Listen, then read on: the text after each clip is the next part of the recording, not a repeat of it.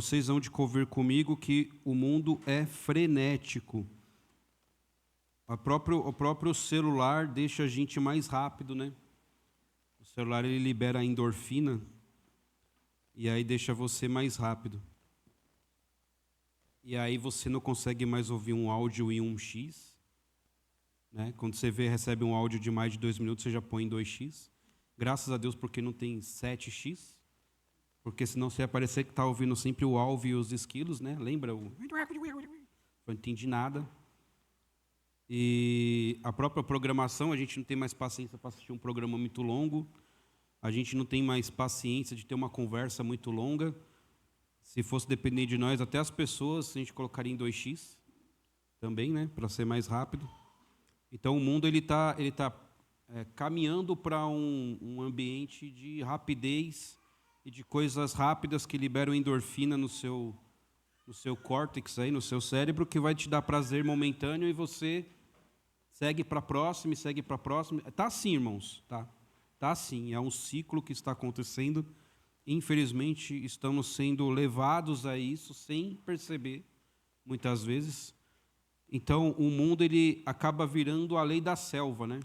A lei da selva, o mais forte, ele acaba caçando o mais fraco. Quem é do mundo corporativo sabe que se você não for ou não se mostrar tão forte, passam por cima de você e você fica para trás. Na igreja não tem que ter isso, né? Não tem que ter isso na igreja, mas algumas igrejas, não essa, acaba acontecendo também a questão de disputa também, né? Já dizia um filósofo que fala que quando duas pessoas têm o mesmo objetivo, mas só tem uma delas só pode alcançar, as duas viram inimigas, né?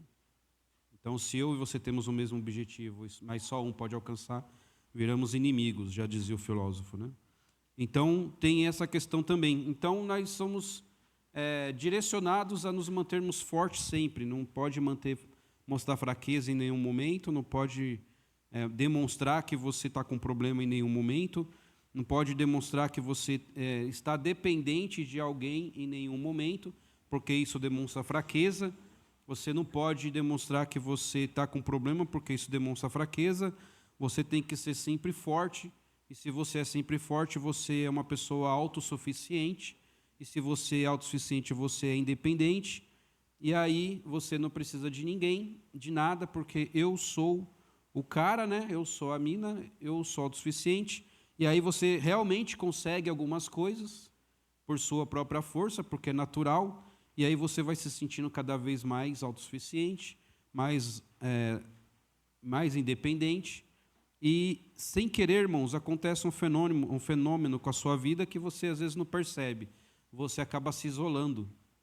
A autossuficiência acaba te isolando. Fala, não preciso de mais ninguém, porque eu consegui o meu emprego sozinho, eu consegui a minha promoção sozinho, ninguém me ajudou, eu consegui comprar a casa sozinho, eu consegui fazer isso sozinho, não preciso mais de ninguém, eu não preciso de amigos no trabalho, eu não preciso de um cônjuge, porque não me ajuda em nada, eu não preciso de filhos, porque também não vai me ajudar, só vai atrapalhar. Eu não preciso de pais, porque já era sair de casa, não preciso ter mais nada com eles.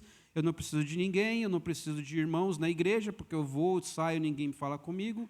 Eu chego e ninguém me conhece, ninguém sabe meu nome, eu não preciso de irmãos. Eu não preciso de conversar com ninguém na rua, porque todo mundo me atrapalha, eu não preciso de um Deus. Porque até então eu consigo tudo sozinho. E assim é a política do mundo, irmãos. O mundo, às vezes, te permite que você consiga algumas coisas para você se sentir autossuficiente. Irmãos, você acaba planejando a sua vida também de forma independente. Você acaba vendo que você também não precisa de ninguém para planejar a sua vida. Eu cheguei até aqui sozinho, por que eu vou conseguir, daqui em diante, eu vou querer um co-participante da minha vitória? Eu sempre consegui as coisas sozinho, por que eu vou, a partir de agora, querer alguém do meu lado para compartilhar alguma coisa comigo? Eu não preciso de ninguém. E aí você também acaba planejando a sua vida de forma sozinha. Você não precisa de um Deus para planejar com você. E aí, irmãos, ficamos cada vez mais solitários. A gente não percebe ainda, mas é perceptível que esta geração que pensa rápido está cada vez mais solitária, está cada vez mais com problemas psicológicos. Entende? E aí o pessoal das antigas acaba entrando neste mundo frenético e também estão com problemas psicológicos. Também começa a sentir solidão, e não é diferente de solitude, mas acaba ficando solitárias. E é para isso que Isaías escreve, que a gente leu. Isaías escreve para um povo parecidíssimo como nós. É um povo que parecia ser autossuficiente, mas, na verdade, eles estavam agitados, da mesma forma que nós vivemos agitados também. Nós queremos sempre colher algum resultado. Você não pode chegar em casa sem um resultado. Você mesmo se cobra. Hoje eu tenho que lucrar X%, ou hoje eu tenho que dar alguma coisa de lucro para minha mente também. Então, o povo ali que Isaías escreve também estava com esse mesmo problema. Eles estavam autoconfiantes, porque não precisavam de um Deus, e ao mesmo tempo eles estavam temerosos, porque eles não sabiam o que tinha para eles no futuro, da mesma forma que aquele que está sozinho também não tem, e eles estavam sob uma ameaça constante.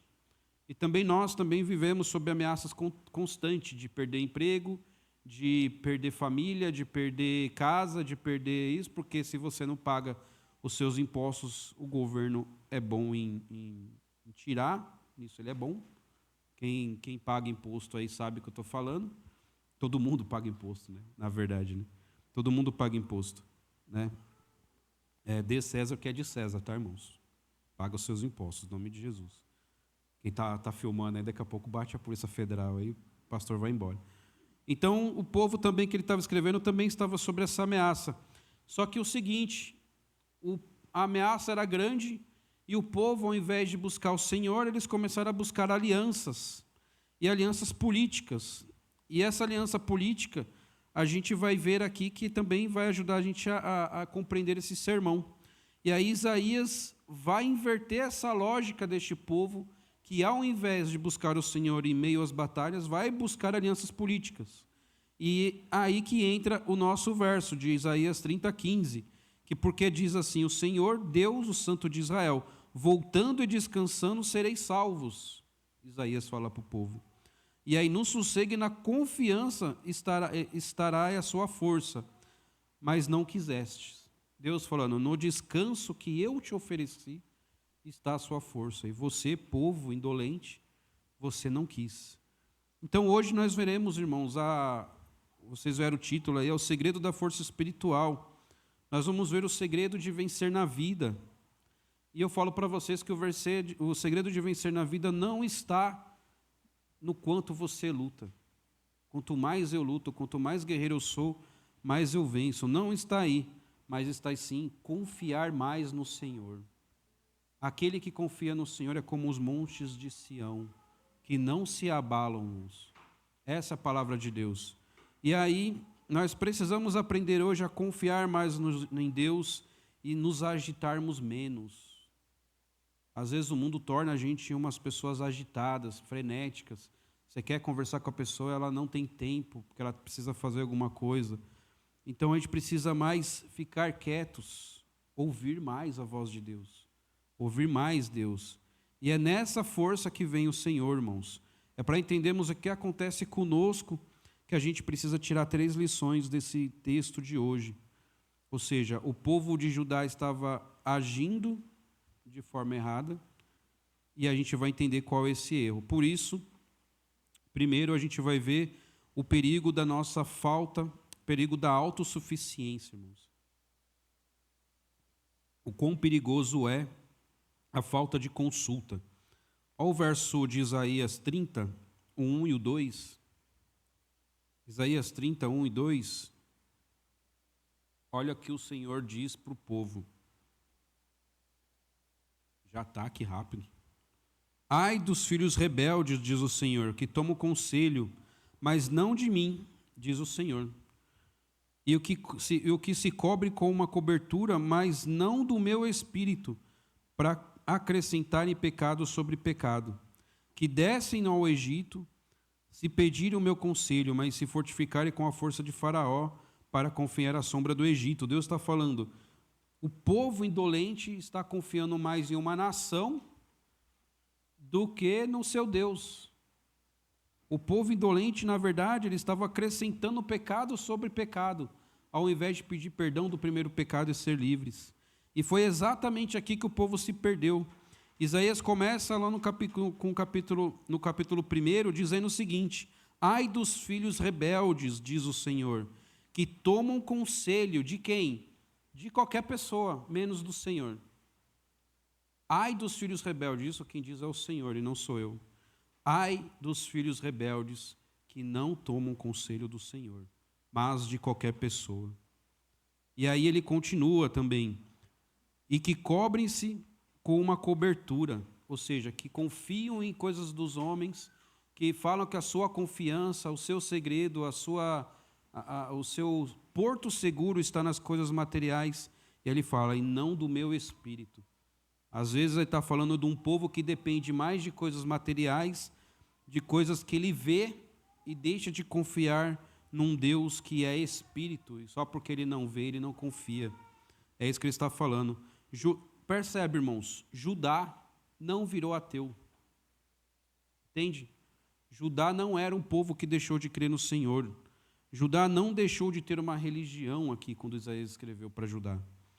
Judá, eles continuavam indo ao templo, continuavam sacrificando, continuava aparentemente buscando ao Senhor, ofereciam sacrifícios, continuavam cantando hinos de louvor, mas deixaram de depender de Deus.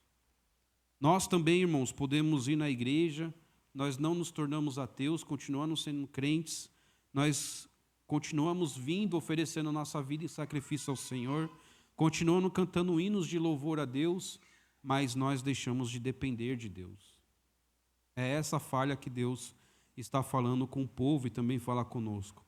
E aí ele fala que o povo foi buscar acordos ao invés de buscar o Senhor. O povo não se dobrou a Deus, mas o povo foi lá se humilhar a uma nação. Eu preciso da tua ajuda para contra a ameaça que está chegando. E não foi buscar recursos no Senhor. E é isso que Deus está falando. E nós também agimos assim, irmãos. Nós fazemos planos, nós compramos, nós vendemos, nós nos mudamos, nós tomamos decisões e nem perguntamos a Deus primeiro, o que o Senhor quer para a minha vida? Nós agimos, nós queremos mostrar para o mundo que nós temos, que nós deixamos de ter, que nós somos autossuficientes, que olha que pessoa responsável, ela faz, ela acontece, mas nós não pedimos mais a opinião de Deus. Já tinha visto uma certa vez, perguntaram para a primeira vez que o Trump estava na presidência, os Estados Unidos entrou numa crise lá e perguntaram para a filha do Trump, por que você acha que o seu pai, sendo um cristão, né, isso acontece? Ela falou assim, na verdade não é culpa do meu pai nem de outro presidente, que a nação constantemente fica convidando Deus a não se intrometer. E aí a palavra de Deus diz que Deus nos permite que nós nos rendemos às nossas próprias concupiscências. Deus nos entrega as nossas próprias vaidades. Deus permite isso, irmãos. Muitas vezes você fala, mas Deus está quietinho, não está falando nada, eu vou continuar seguindo com esse meu plano. Mas Deus, na verdade, está te entregando a sua própria loucura. Deus está fazendo, uma hora você vai se tocar que você depende de mim. E este é o nosso Deus, é um Deus que ele não põe o pé na porta e entra, ele bate na porta, a gente tem que entrar, a gente tem que permitir que ele entre. E muitas vezes, irmãos, você acha que o plano está dando certo, no final você cai, toma uma queda e fala, Senhor, por que você não me socorreu? Deus fala, você nunca pediu para eu te ajudar nessa causa. Você nunca pediu minha opinião. Você nunca falou o que eu queria. O caminho do investimento, quem investe sabe que ele é longo e passos pequenos, né? Ele começa com pouquinho, é a longo prazo, depois que vira uma bola de neve. Mas não, a gente quer resultados imediatos, quer comprar algo que dê lucro amanhã. E aí, muitas vezes, esse lucro do amanhã, a gente ou usa e já perde tudo, ou a gente não ganha, porque é assim, às vezes, a gente ganha um montão, mas perde o mesmo tanto. Eu cansei de ver gente que ganhou muito dinheiro de uma vez e não durou 3 dias, já estava duro de novo. Já estava sem condição de novo.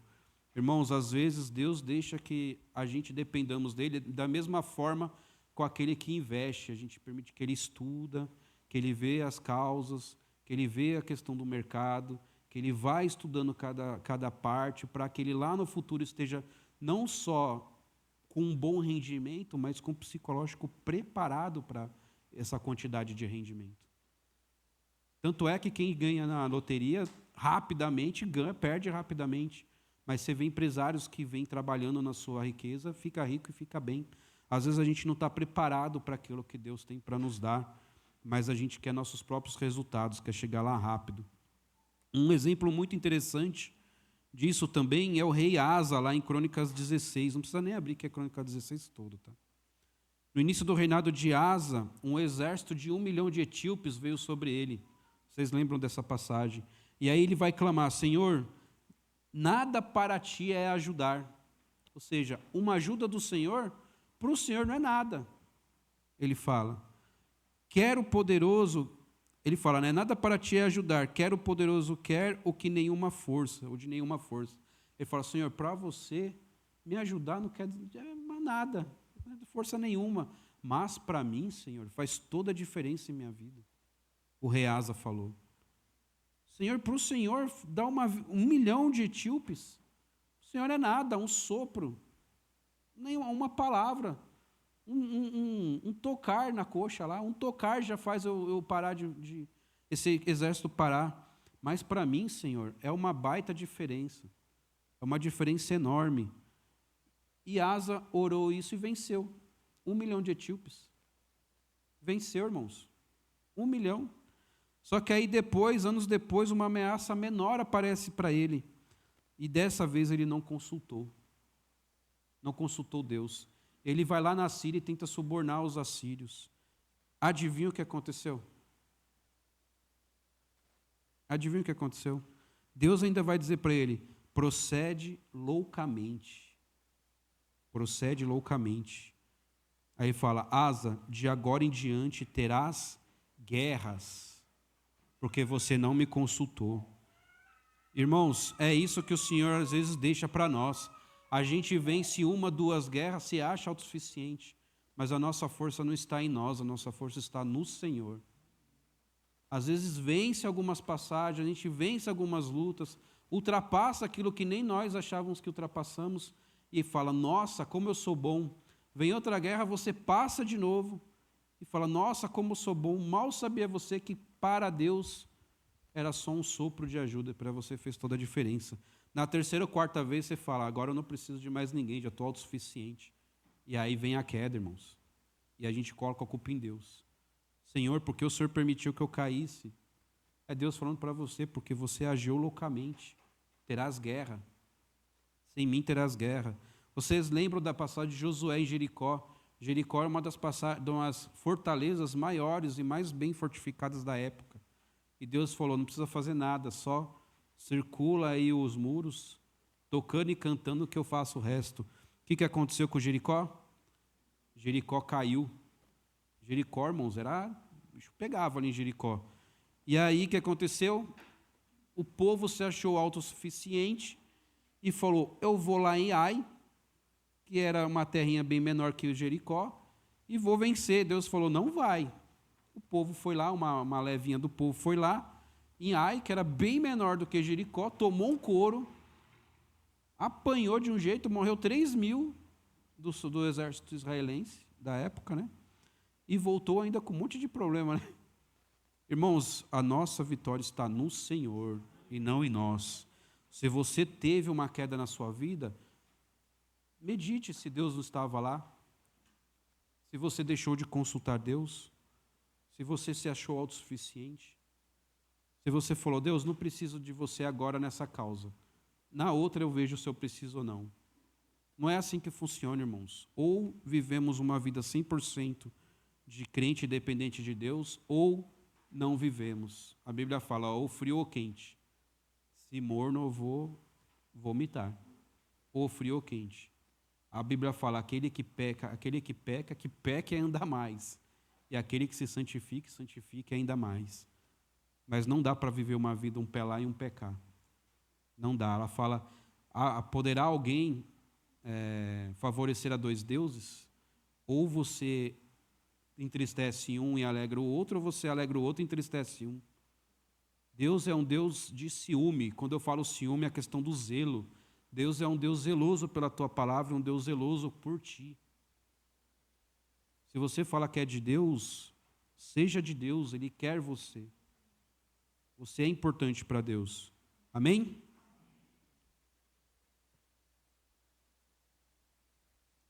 Agora que entendemos que na nossa fadiga, que na nossa luta, na verdade, vem só fadiga, e a gente tentar carregar o mundo nas costas sozinho, na verdade, é uma das piores decisões que podemos ter. Vamos aprender agora, irmãos, o caminho de volta. Se por acaso você em algum momento perdeu esse caminho diante do Senhor, o Senhor te convida a voltar. Então nós vamos ver o contraste aqui entre correr e descansar. Olha que dá lá em Isaías 32:17. Isaías 32:17. Nossa, que rápido.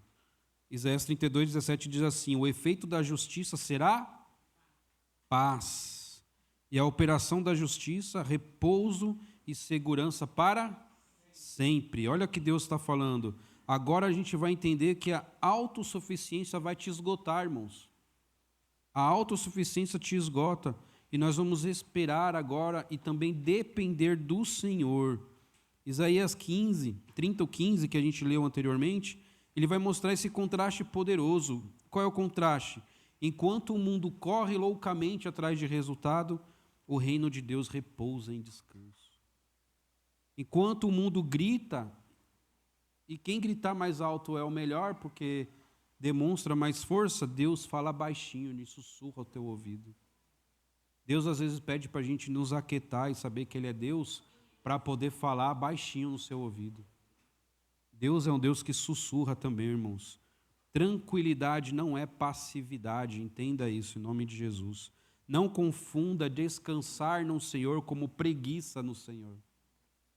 Não confunda descansar no Senhor como ser omisso às coisas que acontecem. Não é isso, mas descansar é fé em repouso. É você ter fé enquanto você repousa. Isto é descansar.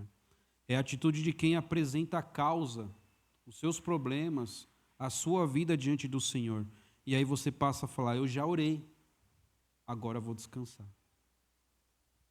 Uma passagem bonita que eu acho e mexe um pouco comigo é que, a gente até falou para o pastor Márcio uma certa vez, é que Pedro estava preso, e se você está preso, você fica, frenético, estava com problema, eu quero ver se eu consigo resolver isso. O que Pedro fez? Foi dormir. E quem que estava orando na casa de Maria? A igreja estava orando. Então, enquanto a igreja está orando, quem está com problema repousa no Senhor. Repousa no Deus da sua paz. E isso é bonito, irmãos. Quando tem um irmão com problema, vai descansar, vai dormir, vai se recuperar enquanto nós oramos. E o que aconteceu com Pedro? Do nada, Pedro bateu na porta, o pessoal achou que tinha comido algo estragado, porque deu dor de piriri em todo mundo, que foi o exército. Na hora que abriu, era Pedro lá. Deus libertou e a igreja estava orando. A mesma forma com o pastor Márcio. Pastor, que o Senhor repouse, porque a tua igreja está orando. E nós cremos num Deus de milagres. Irmãos, não deixe o mundo tirar o sobrenatural da sua vida. Há sobrenatural, e o Deus do sobrenatural ouve orações. E essas orações podem estar aqui enquanto o pastor Márcio repousa, enquanto o pastor Márcio descansa. Esta é a igreja do Senhor. Amém? Então não confundamos tranquilidade no Senhor como passividade ou omissão, tampouco como preguiça, mas sim como fé. É aquele que descansa no esconderijo do Altíssimo. Nós descansamos no esconderijo do Altíssimo. Então o fruto da justiça, irmãos, da justiça de Deus, quando Ele vai à nossa causa, é justamente esse, é ter paz. A Bíblia mesmo fala, o efeito da justiça será paz. Quando Deus está na causa, Ele age na causa, nós teremos paz. Aquela paz que nem nós entendemos. Ou seja, Deus opera também no repouso. Enquanto você dorme, você vê Deus agindo. É engraçado que o pessoal fala, Deus não dorme, né? Mas não dorme mesmo, porque lá na Coreia tem crentes, né? Se está de noite aqui, está de dia lá na Coreia, né? Como que Deus, que hora que Deus vai dormir? Se toda hora no mundo tem sol, tem gente acordada. Então Deus não tem como dormir mesmo, porque Deus é um Deus que ouve as orações. Enquanto a gente está dormindo, tem gente do outro lado do mundo orando, adorando o Senhor. Tem gente adorando o Senhor a todo tempo. Como você sabe, Sidney? Todo tempo tem 9 horas da manhã no planeta. Entendeu? Então, todo tempo tem gente orando, tem gente acordada. Então, Deus não vai dormir, irmãos. Pode ficar em paz. Enquanto você dorme, descansa e repousa o seu corpo, Deus está trabalhando sim. Deus está ouvindo sim. Então, o fruto da justiça de Deus nos traz a paz. E a paz, irmãos, não é fabricada com nossos esforços. Você não vai conseguir paz se matando de tanto trabalhar. Você não vai encontrar paz correndo atrás das riquezas deste mundo. Você não vai encontrar paz batalhando mais, passando por cima de alguém, tentando render cada vez mais, mas você vai encontrar paz no Senhor. E somente no Senhor você vai encontrar paz. E a paz não é um resultado, irmãos. A paz não é um resultado de esforço. A paz é quando você está alinhado com a vontade de Deus. Aí você fala, agora eu tenho paz. Porque se der problema, Deus está aqui comigo. Se der alguma luta, Deus está aqui comigo. O que for que tiver que dar, Deus está comigo. Amém? Então confia no Senhor, passa a depender do Senhor cada dia mais e mais. Deus é um Deus de justiça, irmãos. Deus é um Deus de justiça. Você fala, Senhor, olha a minha causa. Eu estou certo, vai contra meu irmão. Não ore assim. Você fala, Senhor, olha a minha causa com a do meu irmão, faça a tua justiça. Seja por favor do meu irmão, seja a favor de mim. Mas que o Senhor prevaleça. Isso é confiar no Senhor. É você abrir mão dos seus direitos para que Deus justifique a sua causa da forma que Ele quiser, mesmo quando nós estamos errados. Isso é a verdadeira paz que dá. Então a paz é um efeito natural daquele que confia no Senhor. A paz não é o efeito de quem corre atrás. A paz é o efeito daquele que descansa no Senhor. Ou seja, se a gente está com o nosso coração em tempestade hoje, o segredo é, dependa mais de Deus. Dependa cada dia mais de Deus. Quando estou fraco, aí que estou forte. Então o segredo é o quê? Ficar cada vez mais fraco. Não é? O segredo não é você se mostrar mais forte. O segredo é você se mostrar mais fraco diante do Senhor. Porque quanto estou mais fraco, mais estou forte. Porque você estando fraco, Deus começa a tomar conta de você, irmãos. É isso que é a promessa do Senhor. E aí o Salmo 46:10 vai dizer o seguinte: aquietai-vos e... Ficou feio. Aquietai-vos. Sabe o que Deus quer dizer aqui, irmãos? Relaxa. Descanse. Fica em paz. Solta tudo nas minhas mãos. Aquietai-vos. Para de correr. Para de ficar com a vida frenética. Para de querer cada vez mais. Para de tentar se justificar. Para de tentar mostrar serviço. Para de tentar demonstrar para a sua família, para o seu patrão, que você quer mais e mais e mais. Para e saber que eu sou Deus. Que eu estou nessa causa. Ah, Cid, então eu vou largar meu trabalho para lá? Não é isso, irmãos. O Espírito fala em Espírito. As coisas do Espírito se discernem espiritualmente. Aquele que está em Espírito entenderá. Descanse no Senhor. Descanse no Senhor. Não é de carne e não é de matéria. É em Espírito. Faça o seu melhor neste mundo, mas faça dependendo de Deus. Cada dia mais e mais. Deus não precisa, irmão, soltar fogos de artifício. Ah, agora eu estou com um problema. Deus vem e solta fogos e fala, eu estou aí, hein? Deus não precisa disso. Deus não precisa mostrar para ninguém que está no controle. Deus não precisa soltar placas e outras coisas. Deus é Deus. Quem tem que depender de Deus somos nós. Quem tem que se achegar até Deus somos nós. Porque o que Ele tinha que fazer, Ele já fez. Que é nos resgatar pela morte e salvação de Cristo. Ah, quando Deus me der, eu vou me dedicar.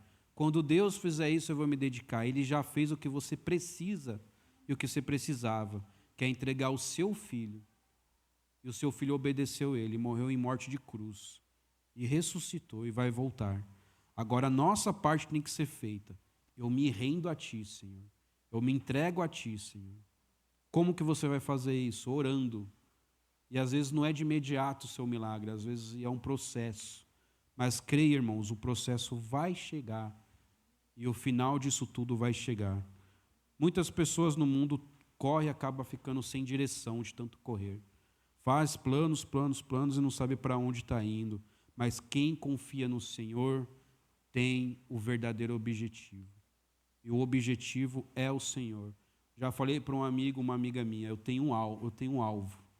Vou seguir para o meu alvo. Ninguém vai me tirar deste alvo. Pode me falar o que quiser, pode tentar lutar o que quiser, eu tenho um alvo. E vou seguir para o meu alvo, que é Cristo.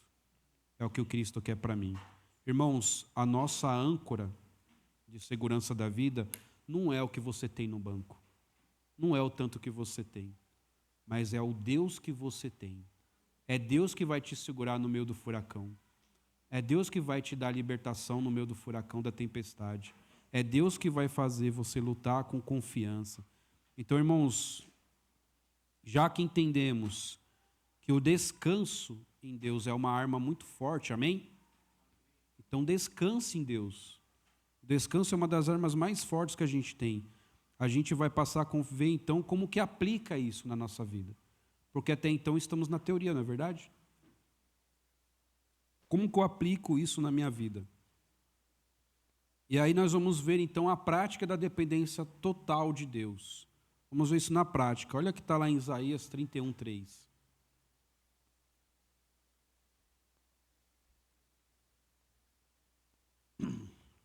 Isaías 31:3 vai dizer assim: porque os egípcios são homens e não Deus. Só por aí já dá um tapa na cara da sociedade, né? E os seus cavalos e carnes não são espírito. Para frente, Thaís. E quando o Senhor estender a sua mão, tanto tropeçará o auxiliador, como cairá o ajudado. Meu Deus, o que é isso? Deus falou, você fica dependendo de carne, você fica dependendo de si mesmo, você fica dependendo do Senhor, de outras pessoas. Quando o Senhor estender sua mão, vai cair você, o seu ajudado, vai cair a empresa que você está, vai cair todo mundo. Quando Deus levantar a mão, todos caem. E aí ele continua, né? Tanto tropeçará o auxiliador, como cairá o ajudado, e todos juntamente serão consumidos. Irmãos, como que eu devo colocar isso aqui na prática? Pare de depender em seres humanos. Pare de depender nas suas próprias forças. Pare de depender em quem quer que seja de coisas materiais ou pessoas materiais. Porque quando Deus estender a mão, vai cair você, vai cair quem está do seu lado, vai cair todo mundo. Vai cair todo mundo. Tem um sermão muito conhecido, quem não conheceu, leia aí, tem no YouTube o áudio dele também, que é Pecadores na Mão do Deus Irado, do Jonathan Edwards. É espetacular. Ele fala que todos nós somos como os vermes na mão de um Deus poderoso, que se ele apertar, todo mundo vai morrer. É pesado o sermão, mas é bonito. O que ele quer dizer é o quê? Irmãos, não somos nada diante de um Deus todo-poderoso. Não somos nada. Podemos nos ajuntar como a Torre de Babel, mas quando Deus botar a sua mão, vai cada um para o seu lado falando uma coisa. Não vai ter quem te ajude. Não vai ter quem te socorre. Não vai ter quem te liberte. A única forma da gente sair desta prisão que a gente está é confiar no Senhor. Então, saindo da teoria e indo para a prática, Deus vai nos confrontar, da mesma forma que Ele confrontou o Judá. E aí a frase que a gente tem que falar é o quê? Onde nós temos colocado o peso da nossa esperança? Qual é o motivo da nossa esperança? Às vezes, e eu entendo que até sem querer, irmãos, a gente acaba transferindo mesmo a confiança que a gente tem em Deus para algumas coisas que a gente conquista, para algumas ferramentas que a gente tem, para alguns métodos que a gente acaba criando.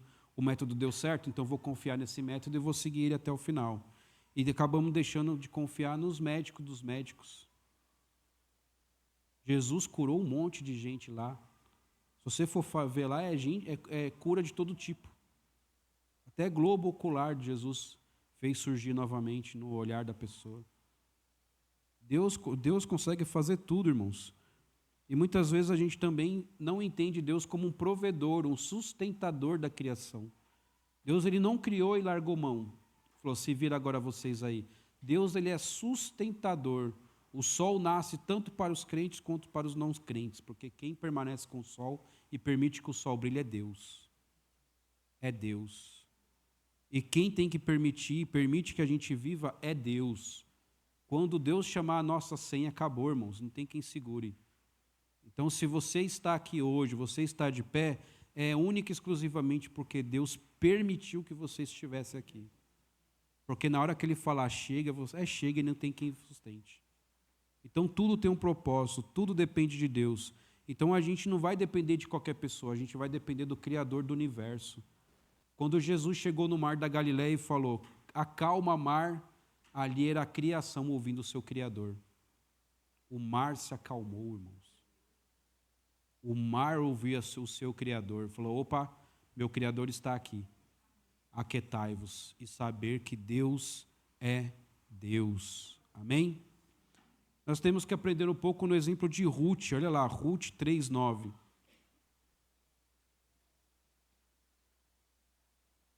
Que vai dizer assim, e ele disse, o rei, né? E ela, quem és tu? E ela disse, sou Ruth, tua serva. Estende, pois, a tua capa sobre a tua serva, pois tu és o Senhor. Vocês sabem, então, que Ruth era uma viúva estrangeira e não tinha recurso algum. Mas ela aprendeu um segredo que a gente tem que aprender hoje, irmãos. Quando ela chega diante de Boaz, ela não tem força nenhuma na situação que ela estava ali. Ela não tem confiança nenhuma. Ela não tem credibilidade nenhuma. Ela não tinha absolutamente nada. E ela entra diante de Boaz e ela não tenta manipulá-lo. Ela não tenta manipular, ela não tenta barganhar com Boaz. Ela não tenta seduzir Boaz. Ela não tenta enganar Boaz. Mas ela se mostra 100% dependente de Boaz. Ela se mostra como uma humilde. Ela cai aos pés de Boaz. E Boaz, ela entende que Boaz era o único que poderia resgatar ela daquela situação. Ela não foi para terceiros ou para amiga, não foi para ninguém. Ela foi diretamente para o rei. Ela foi diretamente para o Senhor, aquele único que tinha poder de tirar ela dali. E nós temos que aprender no segredo de Ruth, irmãos. Parar de ficar buscando seres humanos e ir diretamente ao rei. E diretamente ao Senhor dos Senhores. E ir diretamente àquele que é o único que pode te tirar dessa situação. O único que pode te dar uma situação melhor. O único que pode te fazer crescer realmente na vida. O rei é o único que pode fazer isso. O Senhor é o único que pode fazer isso. E aí a gente tem que fazer o quê? O que Ruth fez? Cair aos pés e falar, quem és tu? Pai, só o teu servo. Só o teu servo. Ela não falou assim, ó, eu sou aquela mulher que fez isso, aquilo, eu sou boa nisso, eu sou boa naquilo, eu tenho isso para oferecer. Ela chegou diante do rei e falou, eu só sou teu servo. Só sou teu servo, mais nada. E Boaz certamente olhou com carinho para ela. E às vezes a gente tem que parar também, nos aquietar e chegar diante do rei e falar, pai, só sou teu servo aqui. Só quero o Senhor. Só quero que o Senhor entre nessa causa e justifique, e faça aquilo que o Senhor bem quiser. E às vezes a gente precisa disso, irmãos. Deixar nas mãos de Deus. Deixar nas mãos de Deus. E aí, o que Deus busca hoje? Ele busca crentes que realmente são crentes, que chegam diante dele e falam, eu me entrego a ti, simplesmente. Mas o que você quer? O que o Senhor quiser para a minha vida, eu simplesmente me entrego aqui. Eu me rendo aos teus pés. Precisamos dizer mais, Senhor, me cobre com a tua fidelidade, porque certamente Deus será fiel a você. E aí você fala para Deus, Pai, eu não vou dar mais nenhum passo da minha vida sem o Senhor. Mas nenhum passo. Não quero mais nem levantar daqui sem que o Senhor esteja na causa. Lembra de Moisés?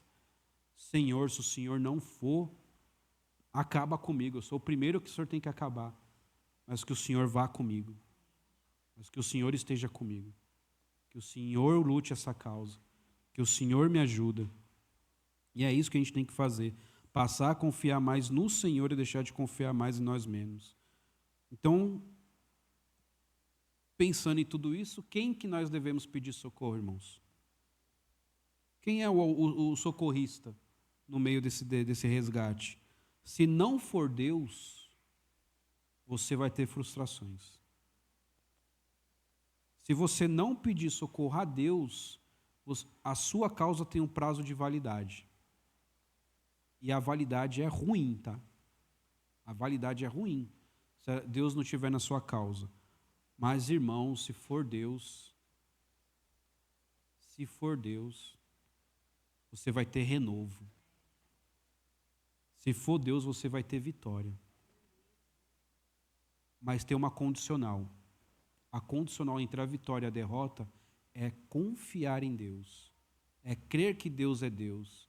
Que mesmo em silêncio, mesmo você achando que Ele não está na causa, você descansar e ver que Deus está trabalhando nos bastidores.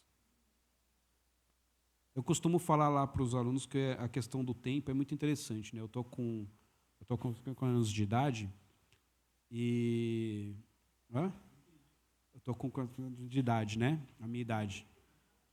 E agora não, que tudo bem, vai. Mas se você parar para pensar, quem é muito novo, o médico que vai salvar a tua vida provavelmente nem nasceu. Entende? Porque os médicos às vezes são novinhos, né? Médicos socorristas saindo tudo novinho, né? Provavelmente o médico que vai salvar minha vida está brincando de Hot Wheels agora. Ou está brincando de boneca agora. Ou está assistindo desenho agora. Vocês entendem que eu estou falando? Porque enquanto a vida dele vai partindo, eu vou correndo também. Em algum momento as nossas vidas vão se cruzar. Ou eu salvo ele com Cristo, né? Tomara que seja assim, e ele me salva caso eu precise. E o que é isso, irmãos? É Deus trabalhando nos bastidores. Deus já cuidando de você lá no futuro, em coisa que você não está vendo aqui no presente. E é tudo isso na nossa vida. Muitas vezes Deus já tem um escape para você lá no futuro, coisas que você está começando aqui agora. E você não sabe que Deus está trabalhando nos bastidores e Deus já está te livrando lá no futuro da causa que você está pensando. Então, irmãos, creia no Senhor que Ele é um Deus fiel. Creia no Senhor que Ele é um Deus que está nessa causa. Creia no Senhor que é um Deus que cura, que vai te libertar. Creia neste Deus que mesmo você não vendo isso agora, saiba que Ele está sim trabalhando nos bastidores. Este é o Deus que nós servimos. É o Deus que não precisa soltar fogos de artifício. Não precisa colocar na placa na frente da sua casa. Estou trabalhando, viu? Não precisa, sabe por quê? Porque crer em Deus é um ato de fé. E fé é crer nas coisas que nós não vemos, mas sabemos que existe. E a nossa fé está baseada no Senhor, um Deus que está na causa, mas a condicional é: entregue-se a Ele, rende-se a Ele.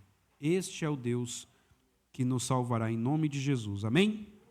Amém. Então não seja autossuficiente. A nossa força está na fraqueza, na dependência de Deus. Quanto mais dependemos de Deus, melhor estaremos. Essa é a condicional para hoje. Vamos orar? Oremos. Pai eterno, muito obrigado, Senhor Deus, que o Senhor tem falado conosco. O Senhor é o Deus que justifica. O Senhor é o Deus das causas. O Senhor é o Deus de fidelidade. O Senhor é um Deus amoroso. E nós, Pai, simplesmente queremos nos render a Ti. Queremos nos entregar a Ti.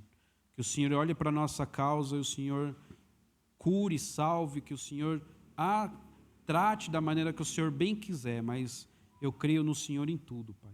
Eu creio que o Senhor está em tudo e eu entrego a minha vida a Ti, cada dia mais e mais, e que meus irmãos digam amém. Amém, irmãos.